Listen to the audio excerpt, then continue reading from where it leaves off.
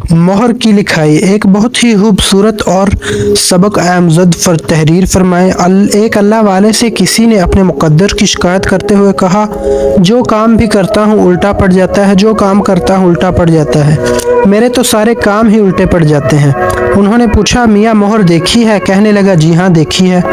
पूछा, ये भी जानते हो कि मोहर पर लिखाई कैसी हुई होती है? कहने लगा, मोहर पर हर लफ्ज़ उल्टा लिखा जाता है।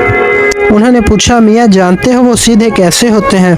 कहने लगा, जब मोहर कागज़ पर लगती है तो उसके सारे अल्फाज सीधे हो जाते हैं। आपने फरमाया, जिस तरह मोहर अपना माथा कागज़ पर टिकाती है तो उसके उल्टे अल्फाज सीधे हो जाते हैं, इसी तरह तू भी वज़ू करके मस्जिद जा और अपने मालिक के हजूर माथा टेक, सजदा कर, तेरे भी उल्टे काम सीधे हो जाएंगे। सुभान अल्लाह, वो कैसे लोग थे जो महलूक को खालिक के करीब करते थे। सुभान अल्लाह यार।